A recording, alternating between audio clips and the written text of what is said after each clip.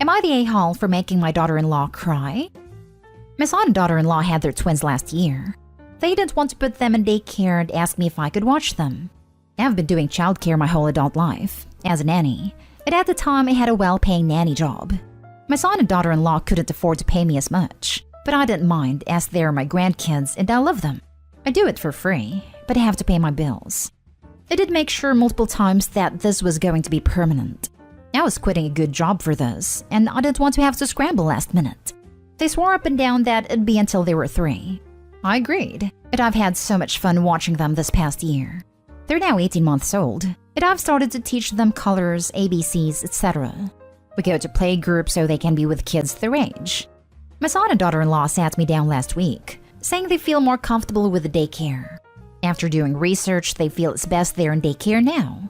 They've already found one and gave me 2 weeks' notice. I was upset. They promised me 3 years of work, and now I have to scramble to find a new job they'll pay as well as my last one. I said all of this, and they said it wasn't fair for me to expect them to keep to that. I pointed out what this would do financially to me, and they said they had to think of themselves. They're paying the child care more, but it's worth it. I said now I don't know how I'll pay my bills, including my son's student loans that I pay. I left shortly after. My son says his wife cried and that I shouldn't have guilted them about this. He said bringing up the money was manipulative. Am I the a-hole? As I know of, they're only sending them to daycare for socialization. They say there's nothing wrong with my care. Now for the comments. Not the a-hole. They broke their commitment, and they are a-holes for making you pay student loans. Stop paying immediately if you can. This times 100. Do not pay student loans. If they can afford daycare, they can afford to pay loans. Not the a-hole. And stop paying your son's student loans, unless they are in your name. Even then, she should heavily put the onus on him to pay. You can clearly afford your student loans by yourself like an adult now. So since you've broken our commitment to me and I have loss of pay, I'm stopping my generous contribution to your financial obligations. Not the a-hole. Did you have any kind of formal contract? I would strongly consider not paying your son's student loans either. Typically, I would have a contract, but they were family, so I thought we'd forgo it. I didn't think they'd screw me over. The loans are in his name, but we had an agreement that I'd pay the loan and he'd pay interest. Is that agreement in writing? Lol. What's good for the goose is good for the gander. It's not. I'll probably stop paying. Next story. Am I the a-hole for getting a teacher fired when she wouldn't let my daughter eat in class? My 47 female daughter, 13 female, is type 1 diabetic and sometimes hypoglycemic. Due to this, we set up a 504 that says she can eat a snack in class whenever needed, along with other accommodations. Anyways, at one point, one of her teachers, who is apparently a new teacher, denies her a snack while hypoglycemic. She nearly passes out, but then the next class she's in, the teacher has enough common sense to let her eat a snack before passing out at school. When she told me, I immediately called the teacher. When she called back, I lectured her and told her that she needed to let my daughter eat a snack when needed. She says snacks aren't allowed in class, but I tell her that due to my daughter's 504, she's legally required to give my daughter an exception to that rule, and recommended she give it another read. Before hanging up, I tell her that if she does this again, I will contact the principal and let him know. I recorded this call in my husband's phone, by the way. A month goes by and the same thing happens again. I request a meeting with the principal and my husband plays back the call between me and the teacher.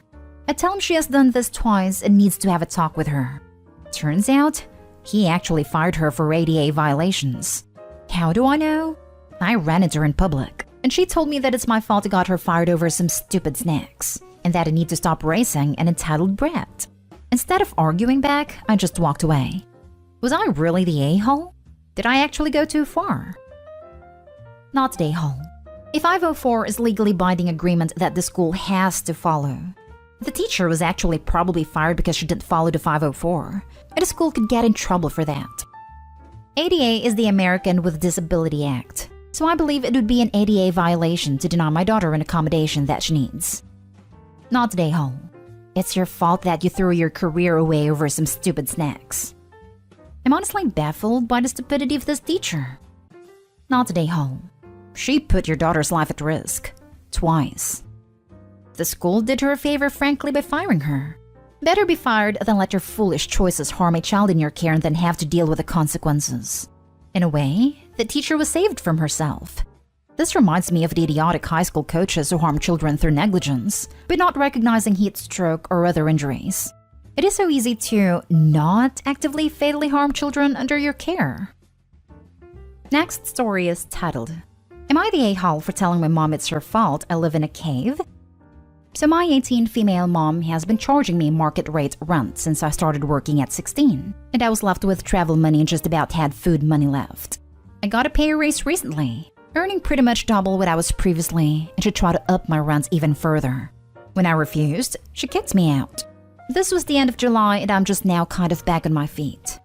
Recently moved into an apartment and my rent is quite high, and because it was furnished, I have a slight bit of wiggle room to start buying the essentials. I've started with the stuff I just need. I still haven't gotten around to buying real plates or cutlery because I haven't been able to, so I've been eating off plastic. I also have one light bulb, and I'll just take it from room to room.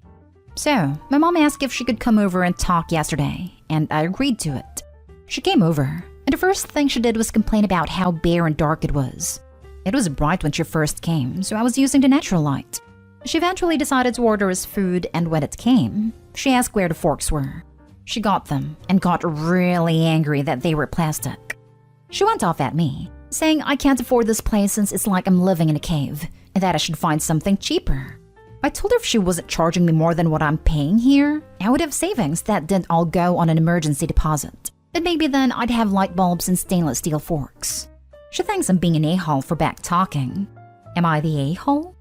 Edit. Might be important to add that the rent I'm paying now, including bills, etc., is still less than what my mother was charging me. But now I can walk to work, so travel expenses are cut out almost entirely.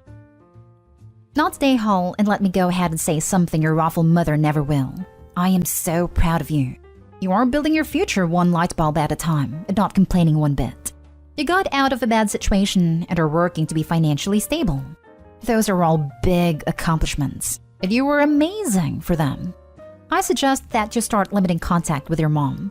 It doesn't seem like she's a positive influence in your life, and I think you would be happier and free to grow more confidence if she wasn't around to put you down. She was abusive in charging you to live with your parents as a minor, and the way she treats you isn't okay. I hope you realize that and make the best choices for your mental health. Oh, also, I don't know if this will apply for you, but check with your power company. Mine sends boxes of free light bulbs for part of an energy initiative.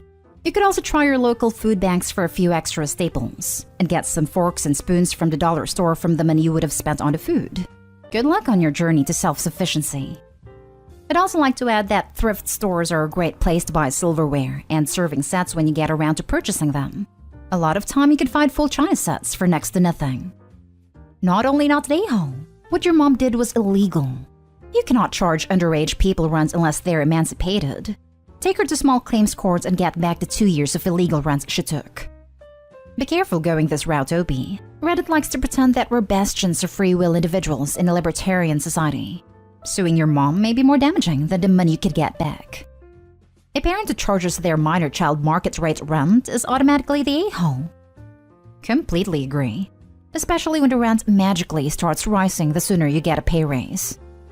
Opie shouldn't share their wages with their family. Next story. Am I the a-hole for judging my daughter? I'll preface this by saying that I have 2 daughters, Amy 27 and Lily 19. Lily just had her first baby months ago. The father is out of the picture and she's only went to college 1 year, then dropped out to focus on her son. She's living with us right now and doesn't work. Amy is a college graduate, working and is engaged. She's doing well financially. She and her fiancé bought a decent apartment together. She visits every now and then, and she visited us yesterday for half an hour to tell us she was going to Ohio on a field trip with her friends and visit many places and national parks there. Lily looked sad throughout the entire visit and didn't speak till Amy left. I asked Lily what was wrong, and she said it wasn't fair that she doesn't have a job nor a degree, nor enough money to buy nice things or a new phone. And not even time to go on trips and enjoy herself. While Amy has money, recently bought a new apartment, and is going on a trip every now and then. She said it wasn't fair because she is younger than Amy and deserves to live her life too. And she asked, why? I frowned because I sensed some envy and resentment towards Amy. Even though it's not her fault, this is how Lily's life is like. I answered her question by saying that Amy didn't make any of the decision Lily did, and didn't choose all the roads Lily did. and so she shouldn't compare herself to her. Lily looked at me stunned, saying that I just basically blame her for the decisions she made and the roads she chose to walk down. I didn't respond, and she lashed out saying I was clearly judging her, which was cruel of me since she never said she regretted having her baby or dropping out of college, but I made it about that. I said I was sorry she misunderstood my point, and she called me a few names, then stormed out of the kitchen and kept ignoring me and refusing to speak to me, saying I know what I did. Am I the a-hole? Not the a-hole. Your delivery might have been a little awkward, but it was the truth. Lily's living with the consequences of her own decisions, which is adulting 101. Amy's also living with the consequences of her own decisions. If Lily doesn't like her life, then she can choose to change her situation. From the sounds of it, you are supporting Lily and her child, at least by keeping her housed. She sounds a bit entitled, spoiled, but perhaps needs mental health support to help her see her future differently. It might even be time to talk to Lily about her long-term plans. It's also not too late for Lily to turn her life around. If she wants Amy's life, she can go back to school and get that degree. Work out some sort of babysitting schedule or childcare plan. Lily should also remember that Amy has an 8-year head start on her. It's unrealistic to expect to have hit the same milestones as a 27-year-old woman at age 19. 1000% not a hole. She has a baby young. It's a different path. It's not going to look as shiny as someone who took a different path.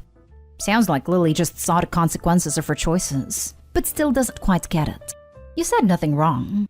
You didn't blame her for her choices or victimize her. You just let her know there's a reason their lives look different. I hope she kicks the entitled attitude soon, though. Not today, home. She reacted how a child would react. I suppose she wanted you to tell her that nothing is her fault and reinforce her point that life isn't fair. I think you dealt with it the correct way. You explained that the decisions you make in life have an outcome. Lily looked at me stunned, saying that I just basically blame her for the decisions she made and the roads she chose to walk down. I'm stunned that she was stunned at the idea that the decisions she made and the roads she chose to walk down are her fault. And now for the last story. Am I the a-hole for telling my mom's friend the reason I'm not interested in her daughter? So, I stopped by my mom's house to pick up some stuff yesterday. Her friend was over because they had just gotten back from shopping. I've known my mom's friend, Carla, for a while. She has a daughter my age, and Carla has hinted before about introducing us. Well, I was running some stuff back and forth to my car when I heard Carla talking to my mom about how she just wished her daughter would get her life together and meet someone nice. Then she called my name and asked if I'm seeing anyone, to which I said no. Then she was all, "You should take my daughter out sometime. I'm sure you'd hit it off. She needs to meet a nice guy like you." I was like, I'm not sure. I'm kind of busy. Then I went back in my old room. I've heard enough from both Carla and my mom about her daughter to know that she's not my type. Her daughter was in a 2-year college for 4 years and then dropped out, which is normal and not bad. Then she had a decent job and quit because it was boring. She has a substance problem and is in and out of rehab, and she bounces from one guy to the next, and somehow gets them to pay her bills. A while passed and I got what I came for and was saying goodbye to my mom when Carla started badgering me. "So, when are you going to take her out?" I let her know. I said, "Like I said, I'm kind of busy right now." "Too busy to take a nice girl out on a Friday?" "Yeah, and I'm not really interested, sorry." "Well, why not? She's a nice, pretty girl. You'd be good for her." I was getting annoyed because I felt cornered and looked at my mom for help, but she didn't do anything. So I said, "Yeah, maybe, but that doesn't mean she'd be good for me." What's that supposed to mean? "Well, I'm not really into girls that don't have a job and have addiction problems." She flipped out and said she can't believe I'd be so rude. She's known me since I was a kid, and that she was trying to fix me up with her daughter. I should take it as a compliment. Instead of insulting her daughter, I could have just said no. I left and my mom called me later and said it was really mean to say that to Carla when she was just trying to be nice. That I came off like a snobby a-hole. Even if I wasn't interested, I could have been nicer about it. Am I the a-hole? I could have just said no, which is exactly what you did. Not the LOB. Came here to say this. Opie said no. She shouldn't have asked why if she didn't want to hear the answer. Even if the answer wasn't she's an addict, it was bound to be something that was not going to be complimentary. She's the a-hole for asking the question and then getting mad at him for answering honestly. Right? Like, what possible answer to that question would be deemed acceptable? I've taken a lifelong vow of celibacy? Your daughter is such a paragon of purity that I may only worship her from afar from anonymous tokens of my undying devotion.